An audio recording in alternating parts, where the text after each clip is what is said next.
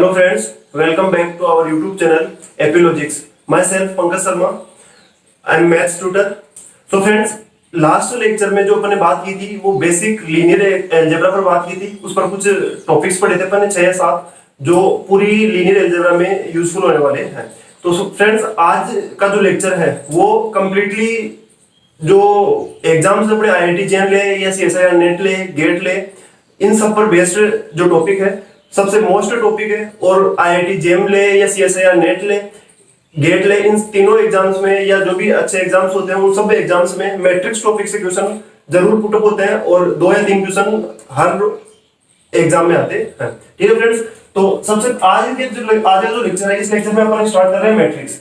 अब मैट्रिक्स जो है वो 11th-12th से स्टार्ट हो जाता है। वर्ड जो है मैट्रिक्स अपन 11th-12th क्लास से सुनते आ रहे हैं। ठीक है, और हायर लेवल एग्जाम्स तक इसकी चर्चा करते हैं अपन मैट्रिक्स की। ठीक है फ्रेंड्स, तो सबसे पहले अब आज देखेंगे अपन कि मैट्रिक्स जो है वो होती क्या है।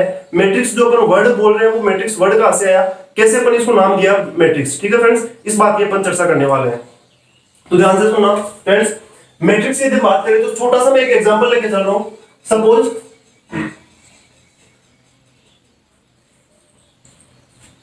मैंने यहां पर लिखा पेन और यहां पर सेकंड लिया मैंने पेंसिल।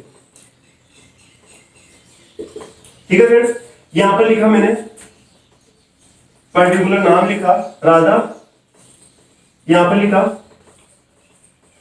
कृष्णा और यहां पर लिख दिया मैंने रवि। ठीक है फ्रेंड्स, तो मैट्रिक्स वर्ड को समझने के लिए यहां पर मैं यूज कर रहा हूं। सपोज मैंने यहां पर पेन वर्ड लिखा है, यहां पर लिखा मैंने पेंसिल वर्ड लिखा है। ठीक है फ्रेंड्स, यहां पर लिखा मैंने राधा वर्ड लिखा है, यहां पर कृष्णा लिखा है और यहां पर मैंने रवि वर्ड लिखा है। ठीक है फ्रेंड्स, अब यहां पर मैं कुछ डाटा लिख रहा हूं। सपोज यहां पर मैंने लिखा 2, यहां पर लिखा 3, यहां पर लिखा 1, यहां पर लिखा 1, यहां पर लिखा 4, यहां पर लिख दिया मैंने 5। ठीक है फ्रेंड्स, तो मैट्रिक्स जो वर्ड है इस मैट्रिक्स वर्ड को समझने का सबसे आसान तरीका ये है कि मैंने कुछ इस प्रकार से एक एग्जांपल लिया। ठीक है फ्रेंड्स, यहां पर मैंने कुछ नाम लिए और यहां पर मैंने ये कुछ ऑब्जेक्ट लिए हैं। ठीक है, जिसमें पेन और पेंसिल है। ठीक है फ्रेंड्स, सपोज ये तीनों फ्रेंड है राधा कृष्णा और रवि, तीनों फ्रेंड्स मार्केट में जाते हैं। ठीक है फ्रेंड्स, अब ये मार्केट में जाते हैं तो ये जो इंडिकेट कर रहा है ये वाला नाम, ठीक है, ये वाले डेटा जो है वो राधा के लिए इंडिकेट कर रहा है, ये वाले डेटा जो कृष्णा के लिए इंडिकेट कर रहे हैं और ये वाले डेटा जो है वो रवि के लिए इंडिकेट कर रहे हैं। ठीक है फ्रेंड्स, अब यहाँ पर अपन ये देखें कि राधा जो है वो पेन परचेज कर रही है। ठीक है फ्रेंड्स, राधा मार्केट में जाती है और 2 पेन परचेज करती है। ठीक है फ्रेंड्स, कृष्णा जो है वो पेन परचेज कर रहा है 3। इसी प्रकार से रवि जो है वो 1 परचेज कर रहा है, मतलब कम पड़ने वाला है। ठीक है फ्रेंड्स, तो इसी में देखें तो पेंसिल की अगर बात करते हैं अपन तो राधा 1 पेंसिल लेती है, कृष्णा जो है वो 4 पेंसिल लेती है और रवि जो है वो 5 पेंसिल लेता है। ठीक है फ्रेंड्स, ये इस प्रकार से अपन कुछ एक डाटा लेके चल रहे हैं। अब इन डाटा को यदि अपन देखें तो इस फॉर्म में यदि अपन इन डाटा को देखते हैं, ठीक है फ्रेंड्स, तो ये वाली जो फॉर्म है इसको बोलते हैं हॉरिजॉन्टल फॉर्म। ठीक है, या फ्रेंड्स इसको अपन बोलते हैं रो फॉर्म। ठीक है फ्रेंड्स, और इस फॉर्म में यदि अपन देखते हैं डाटा को या फिर अपन इसको बोलते हैं कॉलम फॉर्म। ठीक है फ्रेंड्स, अब सपोज ये जो डाटा जो दे रखे थे, पेन थे, पेंसिल थे और 3 अपने पास कोई भी नेम थे। ठीक है फ्रेंड्स, अब सपोज अब इन ओनली ये जो नाम है या पेन या पेंसिल ये जो वर्ड्स है इन वर्ड्स को अपन लीव करते हैं और इनके जो अपने पास जो डाटास दे रखे हैं, सपोज फ्रेंड्स ये जो डाटास दे रखे हैं इन डाटास को मैं कुछ इस प्रकार से लिख लेता हूं। मैंने यहां पर लिखा 2, 3, 1, 1, 4 और 5। इस प्रकार से मैंने इन डाटास को लिख दिया फ्रेंड्स। ठीक है, अब ये जो डाटास है जिसमें ना नाम है ना जो अपने पेन या पेंसिल जो नाम दिया था ना वो है, केवल डाटास है, तो ये जो फॉर्म बन के आती है ये वो वाली फॉर्म जो है ये अपने पास कहलाती है मैट्रिक्स, जिसको अपन क्या नाम देते हैं, मैट्रिक्स बोलते हैं। ठीक है, तो फाइनली मैट्रिक्स वर्ड का जो मीनिंग है, मीनिंग जो है मैट्रिक्स वर्ड का वो क्या है फ्रेंड्स, मैट्रिक्स वर्ड का मीनिंग ये है कि जो डाटास का जो कलेक्शन होता है वो क्या कहलाती है अपने पास, मैट्रिक्स कहलाती है। कोई भी अपने पास डाटास दिए हुए होते हैं उनका कलेक्शन यदि अपन करते हैं, ठीक है फ्रेंड्स, तो वो कलेक्शन जो है वो कलेक्शन क्या कहलाता है अपने पास, मैट्रिक्स कहलाता है। अब रो की बात करें यहाँ पर इस फॉर्म में यदि अपन बात करते हैं तो इसको नाम देते हैं अपन रो, R1 नाम दे देते हैं फ्रेंड्स, ठीक है। इसकी बात करें तो इसको अपन R2 नाम दे देते हैं, ठीक है। इसकी बात करें अपन तो इसको अपन कॉलम से बोलते हैं C1, इसको बोलेंगे C2 और इसको बोलेंगे C3 फ्रेंड्स, ठीक है फ्रेंड्स। तो ये हो गया अपने पास कुछ इस प्रकार से मैंने इन डेटा को सबको एक जगह कलेक्ट किया, तो जो डाटा से कलेक्शन हुआ वो इस प्रकार से इस फॉर्म में मैंने लिखा। इस फॉर्म में मैंने लिखने के बाद यहाँ पर मिला मेरे को कुछ R1 जिसको अपन रो दे रहे हैं, पहली रो है, ये दूसरा है R2 दूसरी रो है, ये पहला कॉलम है, ये दूसरा कॉलम है और ये तीसरा कॉलम है। तो ये मैट्रिक्स वर्ड जो अपन बात करेंगे, मैट्रिक्स जो है वो बोलते क्या है मैट्रिक्स को, कैसे मैट्रिक्स का जो डेफिनेशन जो है वो मैट्रिक्स की डेफिनेशन कहां से बनती है, तो कुछ इस प्रकार से मैट्रिक्स की डेफिनेशन तैयार होती है। मतलब जो डाटा का कलेक्शन जो होता है वो क्या कहलाती है अपने पास, मैट्रिक्स कहलाती है, ठीक है फ्रेंड्स। तो ये सबसे पहली और सबसे मोस्ट जो थिंग है वो हो गई कि मैट्रिक्स वर्ड जो है वो क्या होता है। अब फ्रेंड्स कुछ जगह अपने को दो वर्ड सुनने को मिलते हैं, कई जगह अपन सुनते हैं मैट्रिक्स, कई जगह अपन सुनते हैं मैट्रिसेस, ठीक है फ्रेंड्स। उनमें क्या डिफरेंस होता है, छोटा सा डिफरेंस है, कोई बड़ा डिफरेंस नहीं है, ठीक है फ्रेंड्स। तो अपन बात करें मैट्रिक्स या मैट्रिसेस की, कि मैट्रिक्स या मैट्रिसेस जो है वो क्या होते हैं, ठीक है। दो वर्ड आते हैं अपने पास, एक होता है मैट्रिक्स और दूसरा होता है अपने पास मैट्रिसेस, ठीक है फ्रेंड्स। अब मैट्रिक्स वर्ड की यदि अपन बात करते हैं तो ये वर्ड जो है ये इंडिकेट करता है केवल और केवल सिंगुलर वर्ड को, ठीक है फ्रेंड्स। सिंगुलर वर्ड का मतलब ये हो गया कि यदि अपने पास केवल एक मैट्रिक्स की अपन बात करेंगे तो वहां पर अपन यूज करते हैं मैट्रिक्स वर्ड को, ठीक है फ्रेंड्स। और मैट्रिसेस की यदि अपन बात करते हैं तो ये इंडिकेट करता है प्लूरल वर्ड को, ठीक है फ्रेंड्स।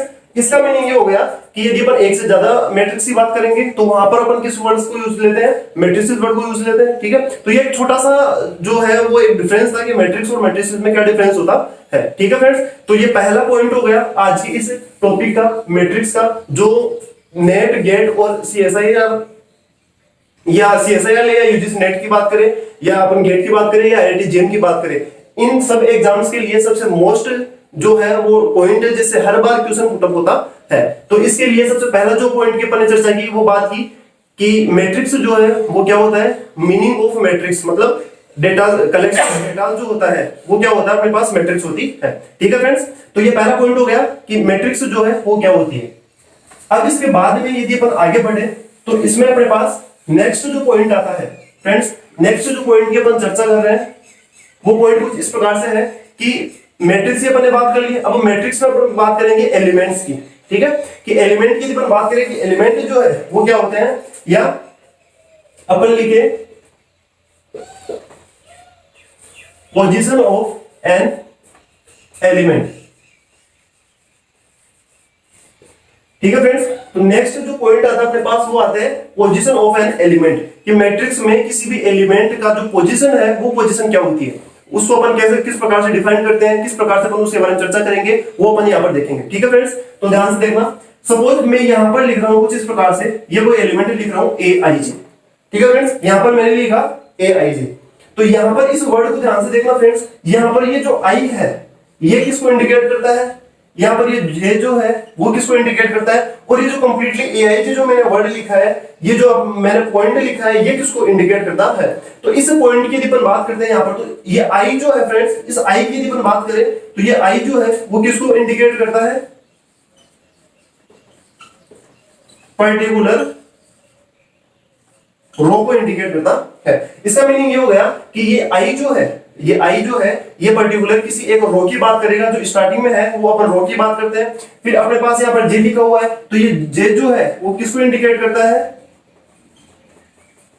पर्टिकुलर कॉलम को इंडिकेट करता है। तो यहाँ पर ये जो वर्ड बन रहा है अपने पास AIJ जो मैंने वर्ड लिखा, इस वर्ड में I जो इंडिकेट कर रहा है वो पर्टिकुलर किसी रो को इंडिकेट करता है, J जो है वो पर्टिकुलर किसी कॉलम को इंडिकेट करता है, ठीक है फ्रेंड्स। अब अपन इस पूरे कंप्लीटली AIJ इस पॉइंट की बात करें तो ये जो पॉइंट है फ्रेंड्स, ये पॉइंट किसी मैट्रिक्स से किसी एलिमेंट के बारे में बताता है। मतलब AIJ जो है वो क्या हो गया, एलिमेंट हो गया। ठीक है फ्रेंड्स, अब आप पूछोगे कि आपने आईजे जो है वो यहाँ पर नीचे क्यों लिखा, मतलब आईजे यहाँ पर नीचे लिखने का मीनिंग क्या हो गया। तो यहाँ पर ये जो आईजे नीचे लिखा हुआ है फ्रेंड्स, इसको अपन बोलते हैं क्या, सब स्क्रिप्ट बोलते हैं, जो कि अपन टेंसर एनालिसिस जो एमएससी में चलती है, टेंसर एनालिसिस, उसमें अपन पढ़ते हैं कि सब स्क्रिप्ट क्या होती है, सुपर स्क्रिप्ट क्या होती है। ठीक है, तो यदि अपन किसी पॉइंट की, पर्टिकुलर किसी पॉइंट की बात करते हैं और उस पॉइंट में यदि अपने पास नीचे कुछ इंडिकेट कर रहा है तो वो क्या कहलाती है अपने पास, सब स्क्रिप्ट कहलाती है। इसको अपन बोलते हैं सब स्क्रिप्ट। ठीक है फ्रेंड्स, और अगर अपने पास किसी पर्टिकुलर किसी पॉइंट के ऊपर कुछ इंडिकेट कर रहा होता है तो उसको अपन बोलते हैं सुपर स्क्रिप्ट। ठीक है फ्रेंड्स, तो यहां पर इसका मीनिंग हो गया कि एआईजे जो है वो किसको डिनोट करेगा, एलिमेंट को, जो कि अपन किसी मैट्रिक्स से किसी एक एलिमेंट को डिनोट करता है। ठीक है, आई जो है वो पर्टिकुलर किसी रो को इंडिकेट करता है, जे जो है वो पर्टिकुलर किसी कॉलम को इंडिकेट करता है। ठीक है फ्रेंड्स, तो अपन चर्चा कर रहे हैं कि पोजीशन ऑफ एन एलिमेंट, किसी एलिमेंट की पोजीशन जो है वो क्या होती है। तो इस प्रकार से अपन ये समझ लिया कि एआईजे जो है वो क्या होता है। अब इसका अपन यूज देखते हैं एग्जांपल के थ्रू कि किस प्रकार से अपन इंडिकेट करेंगे किसी एलिमेंट को। ठीक है फ्रेंड्स, तो एग्जांपल की यदि अपन बात करें तो फ्रेंड्स सपोज मैंने कोई मैट्रिक्स ली ए, ठीक है, इसको कैपिटल लेटर से डिनोट करते हैं, जो मैट्रिक्स होती है उसको अपन कैपिटल लेटर से डिनोट कर रहे हैं। तो ए बराबर सपोज मैंने मान लिया, यहां पर मैंने लिख दिया 1 2 3 और 4। सपोज ये अपने पास क्या है, एक मैट्रिक्स दी हुई है, एक 1 2 3 और 4, इसमें क्या दे रखे हैं अपने पास, एलिमेंट दे रखे हैं। ठीक है फ्रेंड्स, अब अपन बात किसकी कर रहे हैं, पोजीशन ऑफ एलिमेंट की। ठीक है, अब अपने को कोई पूछ ले कि 1 का है तो अपन ऐसे तो नहीं बोलेंगे कि वो दे रखा, अपन फिंगर से तो इंडिकेट नहीं करेंगे, तो उसका एक पर्टिकुलरली पोजीशन होती है, उस पोजीशन को अपन देखेंगे कि पोजीशन किस प्रकार से देती है। ठीक है, तो अब यहां पर यदि अपन बात करें तो इस वन एलिमेंट को क्या बोलेंगे अपन। तो सबसे पहले मैंने बात की थी एआई जो वर्ड की, जो किसी भी एलिमेंट की पोजीशन को बताता है। ठीक है, आई जो है वो पर्टिकुलर की किसी रो को इंडिकेट करता है और जे जो है वो किसी कॉलम को इंडिकेट करता है। ठीक है फ्रेंड्स, तो यहां पर बात करें तो ये वन जो एलिमेंट है कौन सी वाली रो में है, फर्स्ट रो में, इसको अपन नाम देते हैं R1, इसको R2 मींस पहली रो और दूसरी रो, इसको नाम दे दिया मैंने C1 एंड C2 मींस पहला कॉलम और दूसरा कॉलम। ठीक है फ्रेंड्स, तो यहां पर यदि अपन बात करें तो ये पहली रो है और पहला कॉलम है,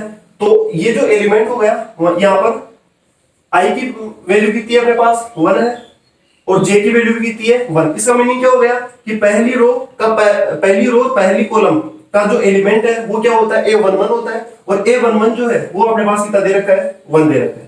ठीक है फ्रेंड्स, फिर इसके बाद में नेक्स्ट एलिमेंट की बात करें अपन, पहली रो और दूसरी कॉलम, तो क्या हो गया, A12 हो गया, और A12 जो है वो अपने पास कौन सा एलिमेंट दे रखा है, 2 दे रखा है फ्रेंड्स। ठीक है, इसी प्रकार से अपन बात करें A21 मतलब दूसरी रो हो गई अपने पास और पहली कॉलम हो गई, कौन सा एलिमेंट है, 3 है, तो A21 क्या हो जाएगा अपने पास, 3 हो जाएगा।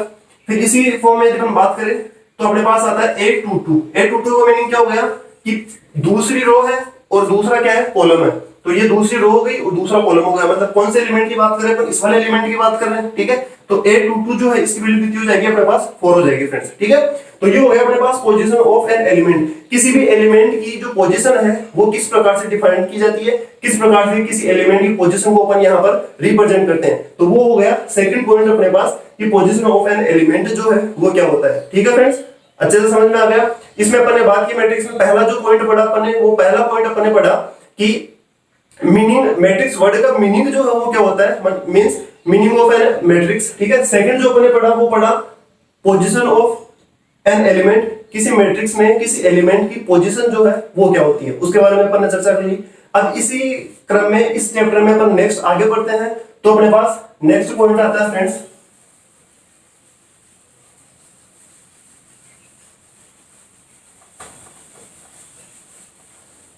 नेक्स्ट जो थर्ड नंबर पे अपने पास पॉइंट आएगा वो आएगा अपने पास ऑर्डर ऑफ ए मैट्रिक्स। ठीक है फ्रेंड्स, तो किसी भी मैट्रिक्स का ऑर्डर जो है वो क्या होता है, ऑर्डर ऑफ ए मैट्रिक्स। सबसे अच्छा पॉइंट है कि किसी भी मैट्रिक्स का ऑर्डर जो है वो किस प्रकार से रिप्रेजेंट करेंगे, किसी भी मैट्रिक्स का ऑर्डर जो है वो अपन किस प्रकार से डिफाइन करते हैं, वो सब कुछ अपन इस पॉइंट में देखने वाले हैं। ठीक है फ्रेंड्स, अब ऑर्डर की बात करें तो सपोज मैं मान के चलता हूं फ्रेंड्स, यहां पर मैंने लिखा लेट ए, अब मेरे पास कोई मैट्रिक्स है इस टाइप से मेरे पास वो मैट्रिक्स दे रखी है, ठीक है फ्रेंड्स।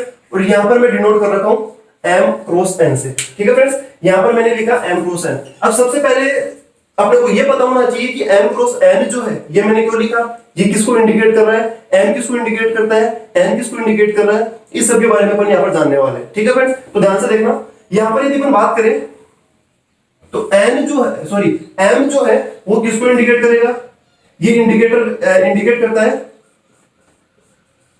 टोटल नंबर ऑफ रोज। क्योंकि फ्रेंड्स अपन ने जस्ट पहले अभी यहां पर ये देखा कि जो फर्स्ट नंबर पर होता है वो रो को इंडिकेट करता है और उसके बाद वाला जो है वो कॉलम को इंडिकेट करता है, ठीक है फ्रेंड्स। अब इस यहां पर यदि हम बात करें तो m की यदि हम बात करें तो टोटल नंबर ऑफ रो आ गया, ठीक है। n की यदि हम बात करते हैं, ठीक है फ्रेंड्स, तो यहां पर आता है अपने पास टोटल नंबर ऑफ कॉलम, ठीक है फ्रेंड्स। तो टोटल नंबर ऑफ कॉलम हो गया, ये बात कर लिया अपन ने, ठीक है। तो अपन बात करें ऑर्डर ऑफ ए मैट्रिक्स, किसी भी मैट्रिक्स का ऑर्डर जो है वो क्या होता है, ये ऑर्डर जो किसको रिप्रेजेंट करता है इसकी बात कर रहे हैं। तो मैंने कुछ मैट्रिक्स लेके चला मैं, ए जो m क्रॉस n जो है इसको इंडिकेट कर रहा है। तो यहाँ पर m जो है इसका मीनिंग होता है टोटल नंबर ऑफ रो और n जो है इसका मीनिंग होता है टोटल नंबर ऑफ कॉलम, ठीक है फ्रेंड्स। तो टोटल नंबर ऑफ रो जो है वो क्या होती है, टोटल नंबर ऑफ कॉलम जो है वो क्या होती है, ठीक है। इसी बात कर लिया अपन ने। तो अब यहाँ पर अपन बात करें कि किसी भी मैट्रिक्स का ऑर्डर जो है फ्रेंड्स वो क्या होता है। तो ऑर्डर की यदि हम बात करें तो ये total m cross n word जो है, ठीक है फ्रेंड्स, ये अपने पास किसको इंडिकेट करता है, टोटल नंबर ऑफ एलिमेंट, ठीक है। m जो है वो इंडिकेट कर रहा था टोटल नंबर ऑफ रो को, n जो है ये इंडिकेट कर रहा था टोटल नंबर ऑफ कॉलम को। यदि अपन दोनों को मल्टीप्लाई करते हैं मींस m क्रॉस n जो है ये टोटल नंबर जो है ये इंडिकेट करेगा टोटल नंबर ऑफ एलिमेंट को। मतलब किसी मैट्रिक्स की यदि अपन बात करें तो उस मैट्रिक्स में अपने पास कितने एलिमेंट दे रखे हैं, उन एलिमेंट्स की यदि अपन बात करेंगे तो वो डिनोट करता है m क्रॉस n, ठीक है फ्रेंड्स।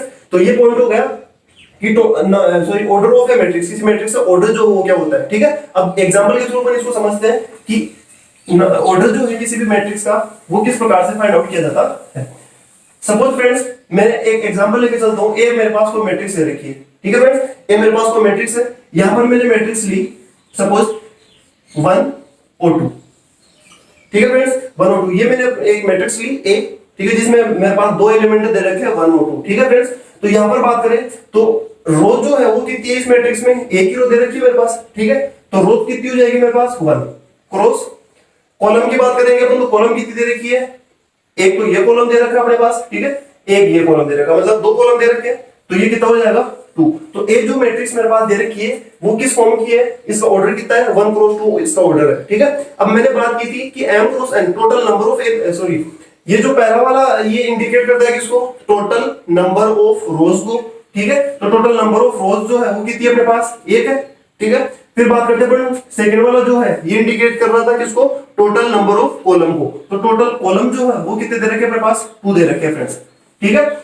और मैंने ये बात की थी कि टोटल नंबर ऑफ एलिमेंट जो है वो कैसे फाइंड आउट किए जाते हैं, m क्रॉस n से।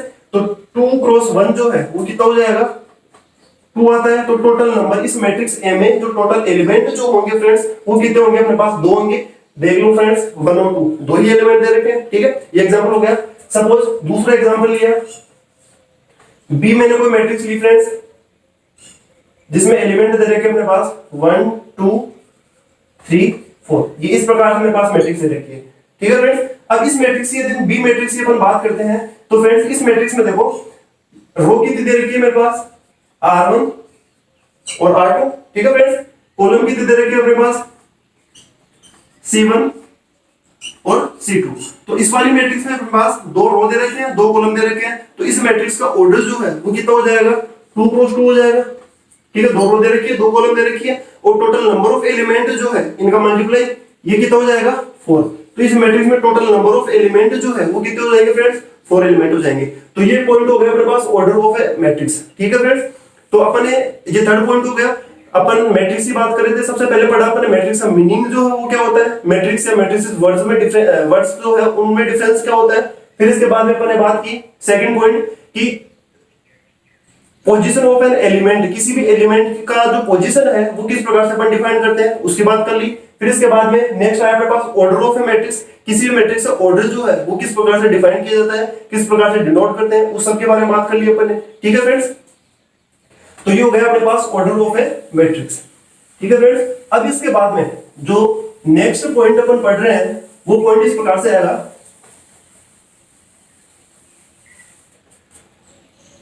नेक्स्ट अपने पास फ्रेंड्स यहां पर नेक्स्ट पॉइंट आएगा पॉसिबल ऑर्डर ऑफ मैट्रिक्स। ठीक है फ्रेंड्स, तो मैट्रिक्स का पॉसिबल ऑर्डर। ठीक है फ्रेंड्स, नेक्स्ट जो पॉइंट अपन पढ़ रहे हैं वो पॉइंट अपने पास दे रखा है पॉसिबल ऑर्डर ऑफ मैट्रिक्स। तो किसी भी मैट्रिक्स का जो पॉसिबल ऑर्डर जो है वो क्या होता है, या पॉसिबल ऑर्डर जो है उसको अपन किस प्रकार से फाइंड आउट करेंगे, किस प्रकार से पॉसिबल ऑर्डर को अपन रिप्रेजेंट करेंगे, वो अपन यहां पर देखने वाले हैं। ठीक है, पॉसिबल ऑर्डर का मीनिंग क्या हुआ है। सपोज फ्रेंड्स मेरे को किसी ने बात की कि आपके पास 6 एलिमेंट दे रखे हैं, ठीक है, या किसी ने बात की आपके पास 4 एलिमेंट दे रखे हैं, या किसी ने बात कर ली कि आपके पास 5 एलिमेंट दे रखे हैं। ठीक है फ्रेंड्स, तो सपोज मैंने मान लिया कि मेरे पास 6 एलिमेंट है। ठीक है, अब 6 एलिमेंट को मैं क्या समझूं। ठीक है फ्रेंड्स, तो सपोज मेरे पास 6 एलिमेंट है, तो इसकी अपन बात करेंगे तो सपोज मैं इस प्रकार से लिख सकता हूं 6 एलिमेंट को 1 2 3 4 5 6। ठीक है, इस प्रकार से लिख सकता हूं 6 एलिमेंट को। इन्हीं 6 एलिमेंट को मैं इस प्रकार से भी लिख सकता हूं 1 2 3 4 5 और 6। ठीक है फ्रेंड्स, इन्हीं 6 एलिमेंट को मैं थर्ड टाइप में इस प्रकार से लिख सकता हूं, कैसे 1 2 3 4 5 6। ठीक है फ्रेंड्स, इन्हीं एलिमेंट को मैं इस प्रकार से भी प्रेजेंट कर सकता हूं 1 2 3 4 5 6। ठीक है फ्रेंड्स, तो यहां पर जो मैं है 6 एलिमेंट की बात कर रहा था, 6 एलिमेंट की बात करें तो 6 एलिमेंट को 6 को अपन इस प्रकार से 4 फॉर्म में रिप्रेजेंट कर सकते हैं। पहली जो फॉर्म है फ्रेंड्स वो इस प्रकार से हो गई। ठीक है, सेकंड वाली जो फॉर्म है वो इस प्रकार से हो गई, थर्ड वाली जो फॉर्म है वो कुछ इस प्रकार से हो गई, और फोर्थ वाली जो फॉर्म आती है अपने पास ये कुछ इस प्रकार से आती है। ठीक है फ्रेंड्स, तो अपन बात कर रहे हैं possible order of a matrix. तो किसी भी मैट्रिक्स का जो पॉसिबल ऑर्डर है उसको कैसे रिप्रेजेंट करते हैं, इस प्रकार से। तो मतलब ये हो गया अपन जो 6 की बात कर रहे थे। ठीक है फ्रेंड्स, तो 6 की यदि अपन बात करें तो पॉसिबल ऑर्डर जो है इसको अपन 1 क्रॉस 6 भी लिख सकते हैं। ठीक है, ये अपने पास एक मैट्रिक्स आई थी जिसमें एक तो अपने पास क्या है रो है और 6 कितने अपने पास कॉलम है। कैसे, एक रो होगी और 6 अपने पास कितने हो गए इसमें कॉलम हो गए। ठीक है फ्रेंड्स, तो 1 क्रॉस 6 ऐसे लिख सकते हैं इसको। सेम एज अपन इसको 6 क्रॉस 1 भी लिख सकते हैं। मतलब क्या हो गया, 6 अपने पास क्या हो गई रो होगी और एक अपने पास क्या हो जाएगा कॉलम हो जाएगा। कैसे फ्रेंड्स, इस टाइप से एक अपने पास क्या है कॉलम है और 6 अपने पास कितनी बन रही है इसमें रो बन रही है। तो इसको अपन 6 क्रॉस 1 से भी रिप्रेजेंट कर सकते हैं। सेम इसी प्रकार से अपन इसको क्या ले सकते हैं, 6 को 2 क्रॉस 3 के फॉर्म में भी रिप्रेजेंट कर सकते हैं। कैसे, इस टाइप से, मतलब 2 अपने पास रो होगी और 3 अपने पास क्या हो जाएंगे कॉलम होंगे। कैसे फ्रेंड्स, 2 अपने पास यहाँ पर ये रो हो रही है, ठीक है, और 3 अपने पास क्या हो रहा है कॉलम बन रहे हैं। तो 2 क्रॉस 3 से भी अपन इसको रिप्रेजेंट कर सकते हैं। सेम एज 6 को अपन क्या लिख सकते हैं 3 क्रॉस 2 जो है इस प्रकार से भी फाइंड आउट कर सकते हैं। मतलब 3 का मतलब ये हो गया कि 3 तो अपने पास रो मिलने वाली है और 2 अपने पास क्या मिलेंगे कॉलम मिलेंगे। ठीक है, तो यहाँ पर देखिए फ्रेंड्स 3 अपने पास क्या मिल रही है रो मिल रही है और 2 अपने पास क्या मिल रहे हैं कॉलम मिल रहे हैं। तो फाइनली 6 एलिमेंट की अपन बात कर रहे थे। अपन बात कर रहे थे possible order of a matrix. तो किसी भी मैट्रिक्स के पॉसिबल ऑर्डर की यदि अपन बात करते हैं तो यहाँ पर अपन एग्जांपल लेके चल रहे थे कि कोई भी अपने को यदि ये बोलता है कि आपके पास 6 एलिमेंट है तो 6 में अपने पास जो पॉसिबिलिटी बनती है मैट्रिक्स को रिप्रेजेंट करने की वो 4 पॉसिबिलिटी निकल के आती है। कैसे, 1 2 3 4 चारों को अपन अलग अलग डिफाइन करके देख लिए। ठीक है, अब सपोज फ्रेंड्स आपको कोई ये बोल दे कि 5 आपके पास कोई एलिमेंट है तो 5 को कैसे रिप्रेजेंट करेंगे। ठीक है, 5 की यदि 5 एलिमेंट की यदि अपन बात करते हैं फ्रेंड्स, 5 एलिमेंट्स की यदि बात करें तो 5 एलिमेंट्स को केवल और केवल अपन 2 प्रकार से लिख सकते हैं, 1 क्रॉस 5 और 5 क्रॉस 1। मतलब ये हो गया कि एक अपने पास रो हो और 5 की कॉलम हो। कैसे, इस टाइप से 1 2 3 4 और 5। ठीक है, मतलब रो फॉर्म हो गई है। ठीक है, सेकंड आता है अपने पास 5 क्रॉस 1। इसको अपन कैसे लिखते हैं, मतलब 5 तो अपने पास क्या होनी चाहिए रो होनी चाहिए और कॉलम कितने होनी चाहिए अपने पास 1 होनी चाहिए। मतलब ये हो गया 1 2 3 4 और 5। ठीक है फ्रेंड्स, तो ये अपने पास आ गया। रो कितनी बन रही है इसमें 5 बन रही है और कॉलम जो है वो कितने बन रहे हैं अपने पास एक कॉलम बन रहा है। तो ये बन गया अपने पास 5 क्रॉस 1 का। क्योंकि अपने पास ये अपने को पता है कि 5 जो है वो अपने पास क्या होता है प्राइम नंबर होता है और प्राइम नंबर जो है वो ऑलवेज 1 और जो सेल्फ एलिमेंट होता है उसी से डिविजिबल होता है। कैसे? मतलब 5 जो है केवल 1 और 5 इनसे डिविजिबल होगा, तो इसमें हमारे पास दो ही पॉसिबिलिटी निकल के आती है, 1 क्रॉस 5 की और 5 क्रॉस 1 की।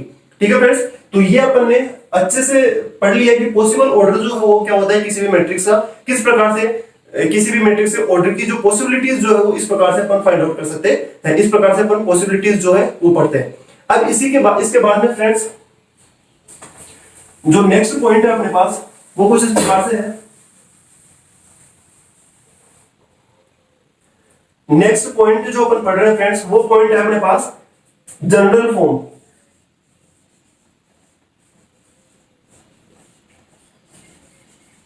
General form of a matrix. ठीक है फ्रेंड्स, किसी भी मैट्रिक्स की जनरल फॉर्म जो है वो क्या होती है? General form of a matrix. तो मैट्रिक्स की अपन जनरल फॉर्म के बारे में बात कर रहे हैं कि किसी भी मैट्रिक्स की जनरल फॉर्म जो है वो क्या होती है, उसके बारे में बात करने वाले हैं। ठीक है फ्रेंड्स, तो ध्यान से देखना, मैं लेके चलता हूं सपोज लेट मैं कोई मैट्रिक्स लिया ए। ठीक है फ्रेंड्स, इसको मैंने लिख दिया, पहला एलिमेंट लिया मैंने a11, दूसरा ले लिया a12, यहां पर लिखा मैंने a21, यहां पर मैंने लिखा a2। ठीक है फ्रेंड्स, तो यहां पर ये मैट्रिक्स लिया मैंने। ठीक है, अब इसके ऑर्डर की बात की चुके अपन, ऑर्डर पढ़ चुके, तो ऑर्डर की बात करें तो इसमें रो कितनी दे रखी है? 2 दे रखी है, और कॉलम कितने दे रखे हैं? 2 दे रखे हैं। तो m क्रॉस n की वैल्यू जो है यहां पर क्या हो जाएगी अपने पास? 2 क्रॉस 2। मतलब ये जो ए मैट्रिक्स दे रखी है वो क्या दे रखी है? 2 क्रॉस 2 की दे रखी है। ठीक है, तो जनरल फॉर्म की अपन बात करें तो ये अपने पास 2 क्रॉस 2 की जनरल फॉर्म है किसी भी मैट्रिक्स की। ठीक है, जहां पर पहला एलिमेंट यहां पर ये आएगा, पहली रो का पहली रो और पहला कॉलम का जो पहला एलिमेंट है जिसको अपन a11 से रिप्रेजेंट करते हैं, जो अपन पहले पढ़ चुके हैं कि पोजीशन जो वो क्या होती है, ये एलिमेंट्स की पोजीशन दे रखी है फ्रेंड्स। a11 यहां पर आएगा, a12 यहां पर आएगा, a121 यहां पर आएगा, a22 एलिमेंट जो है यहां पर आएगा। ठीक है फ्रेंड्स, अब हमें m क्रॉस n मैट्रिक्स यदि अपन बात करें अपन कि m क्रॉस n मैट्रिक्स जो है उसकी जनरल फॉर्म जो है वो किस प्रकार से लिखते हैं, तो m क्रॉस n की मैट्रिक्स की जनरल फॉर्म जो है ये कुछ इस प्रकार से अपन रिप्रेजेंट करते हैं फ्रेंड्स। यहां पर आएगा अपने पास a11, a12, a13 up to so on a1n। ठीक है, यहां पर लिया मैंने a21, a22, a23 up to so on a21। इस प्रकार से यहां पर क्या दर्ज जाएगा अपने पास an1, an2, an3 up to so on ann। ठीक है फ्रेंड्स, तो ये वाली जो मैट्रिक्स है ये कौन से ऑर्डर की हो जाएगी?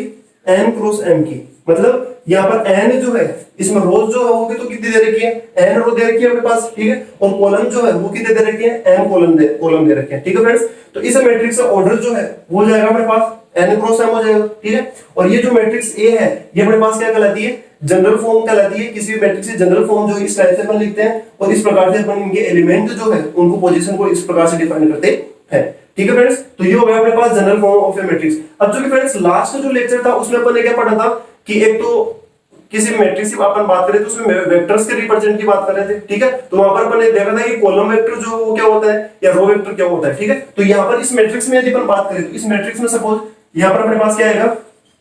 हियर रो वेक्टर जो है वो क्या हो जाएगा? रो वेक्टर हो जाएगा अपने पास। ये जो वेक्टर्स दे रखे हैं ये सारे सारे किसको रिप्रेजेंट करते हैं? ये सब रो वेक्टर्स को डिफाइन करते हैं। तो क्या हो जाएगा? a11, a12, a13 up to so on a1n। ये अपने पास क्या है? रो वेक्टर को डिफाइन करता है। सेम एज यदि अपन कॉलम वेक्टर की बात करें फ्रेंड्स, तो कॉलम वेक्टर जो है कॉलम वेक्टर अपने पास इस प्रकार से बन जाएगा a11, a21, a31, a41 इस प्रकार से up to so on an1। ये अपने पास डिफाइंड होता है क्या? Column vector. ठीक है फ्रेंड्स, तो ये हो गया अपने पास जनरल फॉर्म है मैट्रिक्स। किसी भी मैट्रिक्स जनरल फॉर्म जो है इस प्रकार से डिफाइन की जाती है। इस प्रकार से अपन रो वेक्टर को इस प्रकार से लिखते हैं। ठीक है फ्रेंड्स, और इस प्रकार से अपन इसको लिखते हैं कॉलम वेक्टर को डिफाइन करते हैं। तो ये हो गया अपने पास नेक्स्ट पॉइंट कि किसी भी मैट्रिक्स की जनरल फॉर्म जो है वो किस प्रकार से डिफाइन करते हैं। अब इसके बाद में जो नेक्स्ट पॉइंट आता है अपने पास वो है जो कि काफी इंपॉर्टेंट पॉइंट है friends,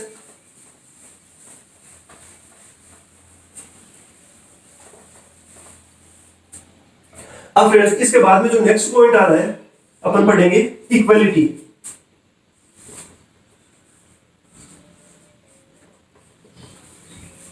equality of two matrix.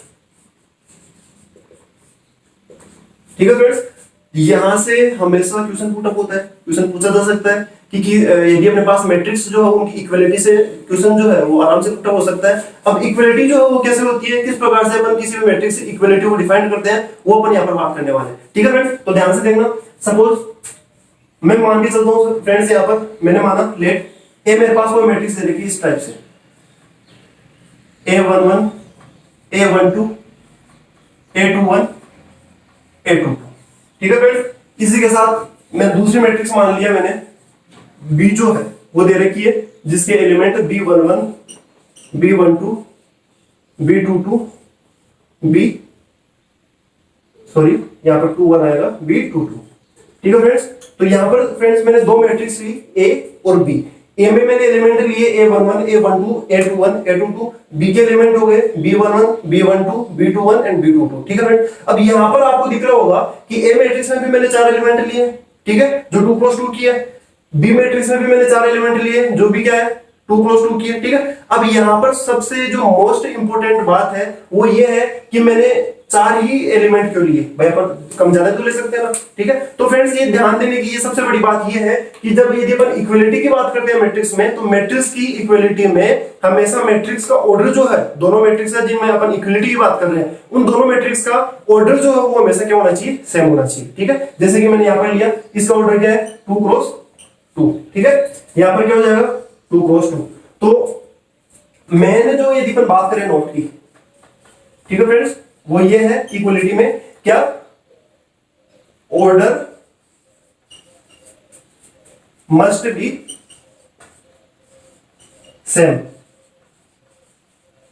ठीक है, मैट्रिक्स का ऑर्डर जो है फ्रेंड्स वो हमेशा सेम होना चाहिए। ठीक है, तभी अपन यदि ऑर्डर सेम है तभी उसी कंडीशन में अपन किन्हीं भी मैट्रिक्स की इक्वलिटी की बात करेंगे। ठीक है फ्रेंड्स, अब जैसे अपन एग्जांपल से बात करते हैं, तो फ्रेंड्स यहां पर यदि अपन बात कर रहे हैं इक्वलिटी की, तो दो मैट्रिक्स के लिए अपन ए और बी के एलिमेंट अपने पास दे रखे हैं। ठीक है, अब यहां पर मैं ये बोल रहा हूं कि if A equals to b, a और बी जो मैट्रिक्स है ये क्या है, दोनों इक्वल है। ठीक है, तो ये दोनों मैट्रिक्स जो है इनका इक्वल होने का मतलब क्या हो गया कि इनके कोरस्पोंडिंग एलिमेंट जो है वो भी हमेशा क्या होने चाहिए, इक्वल होने चाहिए। जैसे कि लास्ट लेक्चर में अपन ने बात की थी वेक्टर्स में, इक्वलिटी ऑफ वेक्टर्स, 2 वेक्टर्स की। ठीक है, तो वहां पर अपन ने देखा था कि कोई भी दो वेक्टर जो है वो इक्वल कब हो रहे थे, जब उनके कोरस्पोंडिंग एलिमेंट जो है वो क्या हो रहे थे फ्रेंड्स, इक्वल हो रहे थे। ठीक है, सेम एज यहां पर अपन मैट्रिक्स की जब बात करते हैं तो यहां पर भी अपने पास क्या होगा कि कोई भी दो मैट्रिक्स जो है वो इक्वल कब होगी, जब उनके कोरस्पोंडिंग एलिमेंट जो है वो क्या होते हैं, एक दूसरे के इक्वल होते हैं। ठीक है फ्रेंड्स, कैसे, तो इसकी बात करें अपन तो यहां पर हो जाएगा A11 जो है ये इक्वल होगा अपने पास B11 के। ठीक है फ्रेंड्स, सेम एज A12 जो है ये इक्वल होगा B12 के। इसी प्रकार से A21 जो है ये इक्वल हो जाएगा B21 के। सेम एज A22 जो है ये इक्वल होगा B22 के। यदि कोरस्पोंडिंग एलिमेंट्स सब एक दूसरे के इक्वल है तो ये दोनों के दोनों मैट्रिक्स जो है एक दूसरे के क्या होती है, इक्वल होती है, मींस A इक्वल्स टू क्या होती है, B होती है। ठीक है फ्रेंड्स, तो ये हो गया मीनिंग अपने पास की इक्वलिटी ऑफ टू मैट्रिक्स। किन्हीं भी दो मैट्रिक्स की इक्वलिटी जो है वो किस प्रकार से डिफाइन की जाती है, इस प्रकार से। जैसे अपन एग्जांपल से बात करते हैं, ये अपन जनरल फॉर्म में बात की थी कि इक्वलिटी जो है वो क्या होती है, दो मैट्रिक्स की। अब जैसे एग्जांपल की बात करूं मैं, तो सपोज मेरे पास एक कोई मैट्रिक्स दे रखी है 1 2, यहां पर मैंने एलिमेंट ए दे रखा है स्मॉल ए, यहां पर ले लिया मैंने सपोज स्मॉल पी ले लिया। ठीक है फ्रेंड्स, दूसरी मैट्रिक्स मेरे पास है बी, इसके एलिमेंट मेरे पास दे रखे हैं, यहां पर दे रखा है स्मॉल आर, यहां पर दे रखा है मेरे पास 2, यहां पर दे रखा है 3 और यहां पर दे रखा है 4। ठीक है फ्रेंड्स, ये मेरे पास दो मैट्रिक्स दे रखी है ए और बी। अब अपन इनके आप अपने को क्वेश्चन पुट अप हो जाए, नॉर्मल सा क्वेश्चन है, 11 12 बेस्ट क्वेश्चन है कि अपने पास ए की वैल्यू क्या होगी, पी की वैल्यू क्या होगी या आर की वैल्यू क्या होगी। इस प्रकार से कोई दो मैट्रिक्स देके उनकी वैल्यूज देके अपने को ये डिफाइन करवा सकता है कि कोई भी जो एलिमेंट है, अननोन एलिमेंट है, उनकी वैल्यू को डिफाइन करवा सकता है। ठीक है फ्रेंड्स, तो यहां पर यदि अपन बात करें तो ए जो है इसके, अब दो मैट्रिक्स चूंकि अपने पास क्या है, इनका ऑर्डर जो है वो क्या है 2 क्रॉस 2, दोनों अपने पास क्या है सेम ऑर्डर की है, तो इसका मतलब ये हो गया कि इन दोनों मैट्रिक्स के अपन इक्वलिटी की बात कर सकते हैं। ठीक है, अब इक्वलिटी की यदि अपन बात कर सकते हैं फ्रेंड्स, तो यहाँ पर ध्यान से देखना, दोनों 2 क्रॉस 2 की इक्वल है, तो यदि ए और B, if A equals to B, then इनके कोरस्पोंडिंग एलिमेंट जो है वो क्या होंगे, इक्वल होंगे। कोरस्पोंडिंग एलिमेंटों का इक्वल होने का मतलब क्या हो गया कि ये वाला एलिमेंट जो है इसके इक्वल होगा, ये वाला एलिमेंट इस एलिमेंट के इक्वल होगा, ये वाला एलिमेंट इस वाले एलिमेंट के इक्वल होगा, और ये वाला एलिमेंट इस वाले एलिमेंट को इक्वल होगा। ठीक है, तो यहाँ पर देखने से हम लोगों को पता लग रहा है कि ये वाला एलिमेंट ये वाले इस वाले एलिमेंट के इक्वल होगा, तो आर की वैल्यू अपने पास क्या आ रही है, 1 आ रही है। ठीक है फ्रेंड्स, सेम एज ये वाला एलिमेंट इस वाले एलिमेंट के इक्वल होगा, तो यहाँ पर अपने पास कोई अननोन वैल्यू नहीं है। ठीक है, यहाँ पर यदि अपन बात करें तो ये वाला एलिमेंट इसके इक्वल होगा, तो अननोन जो वैल्यू है ए की वैल्यू मेरे पास कितनी आ जाएगी, 3 आ जाएगी। ठीक है फ्रेंड्स, सेम एज ये वाला इसके एलिमेंट के बराबर होगा, तो पी की जो वैल्यू अपने पास कितनी हो जाएगी, 4, तो पी जो है अपने पास किसके इक्वल हो जाएगा, 4 के। ठीक है फ्रेंड्स, तो ये हो गया अपने पास इक्वलिटी ऑफ अ मैट्रिक्स। किसी भी मैट्रिक्स की इक्वलिटी जो है वो किस प्रकार से डिफाइन की जाती है, इस प्रकार से डिफाइन की जाती है। ठीक है फ्रेंड्स, जैसे नेक्स्ट एग्जांपल की बात करते हैं अपन।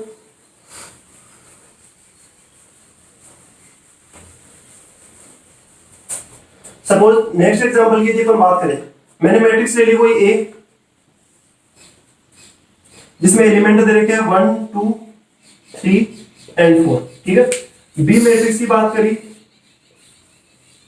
ठीक है, बी मैट्रिक्स मैंने ले ली फ्रेंड्स 1 2 ए बी 4 माइनस का 1।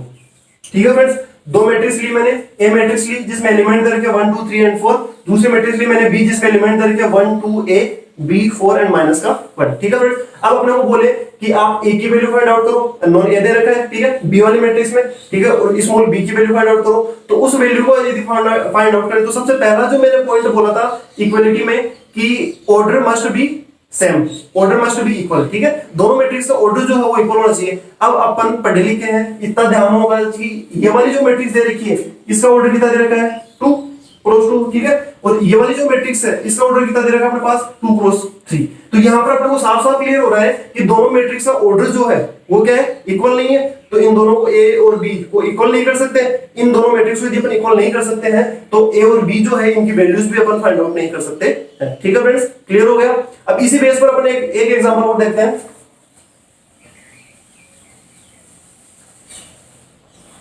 सपोज फ्रेंड्स अपने पास एग्जांपल दे रखा है, एक मैट्रिक्स दे रखी है अपने पास, जिसका पहला एलिमेंट है स्मॉल p, दूसरा एलिमेंट दे रखा है 5, तीसरा एलिमेंट दे रखा है अपने पास 7, चौथा एलिमेंट दे रखा है अपने पास स्मॉल r। ठीक है फ्रेंड्स, दूसरे मैंने मैट्रिक्स ली इसके इक्वल, जिसमें पहला एलिमेंट जो है वो दे रखा है अपने पास q माइनस का 1। ठीक है फ्रेंड्स, दूसरा जो एलिमेंट दे रखा है वो दे रखा है अपने पास स्मॉल q, तीसरा जो एलिमेंट है इसका वो दे रखा है स्मॉल s, और चौथा जो एलिमेंट है वो क्या दे रखा है अपने पास s माइनस का 2। ठीक है फ्रेंड्स, अब अपने को बोले कि आपके पास ये दो मैट्रिक्स दी हुई है। ठीक है, इन दो मैट्रिक्स के थ्रू आप जो है जो अननोन वैल्यू है p q r s, इन वैल्यूज को फाइंड आउट करो। तो वो वैल्यूज फाइंड आउट करने के लिए अपने को सबसे पहला जो पॉइंट है वो क्या देखना है कि दोनों की दोनों मैट्रिक्स जो है वो क्या होनी चाहिए, सेम ऑर्डर की होनी चाहिए। तो अपन देख रहे हैं यहाँ पर ये जो ऑर्डर है वो भी कितना है, 2 क्रॉस 2। ठीक है फ्रेंड्स, ये वाला जो ऑर्डर दे रखा है वो भी कितना रखा है, 2 क्रॉस 2। ठीक है, इट मींस दोनों की दोनों जो मैट्रिक्स दे रखी है वो इक्वल दे रखी है, इक्वल ऑर्डर की है। तो अपन इन वैल्यूज को जो है अननोन वैल्यूज जो है उनको फाइंड आउट कर सकते हैं। कैसे, कोरस्पोंडिंग एलिमेंट को एक दूसरे के इक्वल करके। कैसे देखेंगे, तो फ्रेंड्स ध्यान से देखना, ये वाला एलिमेंट जो है इसके इक्वल होगा।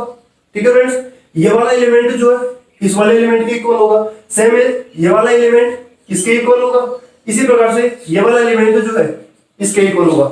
अब ध्यान से देखना, देखने से आपको पता लग रहा है कि ये नॉन वैल्यू है, अपन बिना फाइंड आउट किए देख के ही बता सकते हैं। कैसे, क्यू की वैल्यू अपने को पता लग रही है, क्यू की वैल्यू क्या है यहाँ पर 5 मिल रही है, तो यहाँ पर नोट करेंगे अपन क्यू जो है वो कितना दे रखा है 5।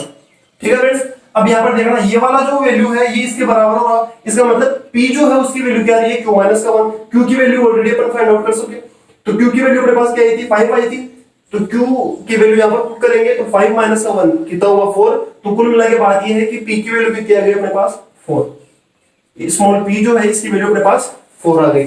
सेम इसी प्रकार से इस वाले एलिमेंट को देखेंगे और इस वाले एलिमेंट को देखेंगे। तो यहां से अपन बात करें तो स्मॉल s जो है इसकी वैल्यू अपने को पता लग रही है क्या है, 7 है। ठीक है, तो स्मॉल s जो है इसकी वैल्यू अपने पास क्या मिल रही है, 7।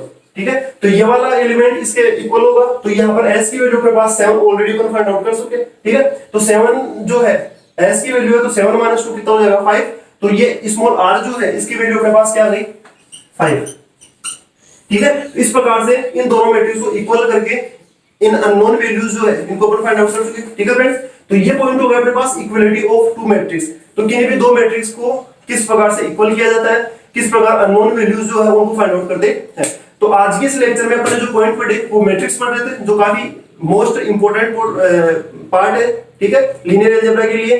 तो मैट्रिक्स में अपन क्या क्या पढ़ा, सबसे पहला जो अपन ने पॉइंट पढ़ा वो पढ़ा था अपन ने कि मीनिंग ऑफ अ मैट्रिक्स। तो मैट्रिक्स वर्ड जो है, इस मैट्रिक्स वर्ड का मीनिंग जो है वो क्या होता है, इस सबसे पहले अपन इसकी बात की थी कि किस प्रकार से अपन मैट्रिक्स को डिफाइन किया, किस प्रकार से मैट्रिक्स का जो है वो अपन पढ़ रहे हैं, क्यों पढ़ रहे हैं मैट्रिक्स, वो अपन ने बात कर ली पहले पॉइंट में। फिर इसके बाद में बात की थी अपन ने पोजीशन ऑफ एन एलिमेंट, ठीक है फ्रेंड्स, कि किसी भी एलिमेंट का जो है वो पोजीशन क्या होता है। उसमें अपन ने बात की थी कि अपन किसी भी एलिमेंट को ऐसा फिंगर से तो इंडिकेट नहीं कर सकते कि वो रहा वो एलिमेंट या वो रहा वो एलिमेंट, ठीक है फ्रेंड्स। तो हर एक एलिमेंट की एक पोजीशन होती है, उसके बारे में अपन ने अच्छे से पढ़ लिया कि पोजीशन जो है उसको किस प्रकार से डिफाइन करते हैं। फिर उसके बाद में अपन ने बात की कि मैट्रिक्स का ऑर्डर जो है वो क्या होता है, उसके अपन ने बात कर ली। मैट्रिक्स के ऑर्डर में अपन ये बात कर ली थी कि किसी भी मैट्रिक्स में टोटल नंबर ऑफ एलिमेंट जो है वो क्या होती है, उनके बारे में अपन ने बात कर ली थी। फिर रो वेक्टर वहां पर क्या होता है, कॉलम वेक्टर जो है वो क्या होता है, उसके बारे में अपन ने बात कर ली, ठीक है फ्रेंड्स। फिर इसके बाद में अपन ने क्या पढ़ा, ऑर्डर के बाद में जो है वो अपन ने पढ़ा कि जनरल मैट्रिक्स जो है वो क्या होती है, ठीक है, जनरल मैट्रिक्स की बात कर ली थी। फिर इसी प्रकार से अपन ने ये भी पढ़ लिया कि किसी भी मैट्रिक्स जो है उसकी इक्वलिटी अपन कैसे फाइंड आउट करते हैं। यदि अपने पास कोई मैट्रिक्स जो है वो इक्वल दे रखी है तो किस प्रकार से अपन वैल्यूज फाइंड आउट कर सकते हैं। तो आज की इस लेक्चर में ये कुछ मैट्रिक्स के मोस्ट इंपोर्टेंट पॉइंट्स है फ्रेंड्स, ठीक है, जो कंप्लीट हुए। यदि आपको आज का लेक्चर पसंद आया हो तो ज्यादा से ज्यादा लाइक करें, शेयर करें और चैनल को सब्सक्राइब करें, ठीक है फ्रेंड्स। और आपको कोई भी अगर इस पॉइंट में, इस टॉपिक में, किसी भी टॉपिक में आपको डाउट है तो आप जो है वीडियो के नीचे कमेंट कर सकते हैं और जो भी डाउट आपका हो वो आप पूछ सकते हैं, ठीक है फ्रेंड्स। तो अपन अब नेक्स्ट लेक्चर में फिर मिलेंगे, मैट्रिक्स को आगे बढ़ेंगे, ठीक है, इसकी क्या क्या प्रॉपर्टीज होती है, किस प्रकार से आगे इसके पॉइंट्स जो है वो नेक्स्ट अपन लेवल के एग्जांपल्स, एग्जाम बेस पर अपन बात करेंगे मैट्रिक्स को कि आईआईटी में किस प्रकार से, जेईई में, सॉरी जेईई में किस प्रकार से क्वेश्चन पुटअप होते हैं और नेट में किस प्रकार से क्वेश्चन पुटअप होते हैं, इस गेट में किस प्रकार के क्वेश्चन पुटअप होते हैं, वो अपन इसको आगे बढ़ाएंगे, ठीक है friends. Thank you so much.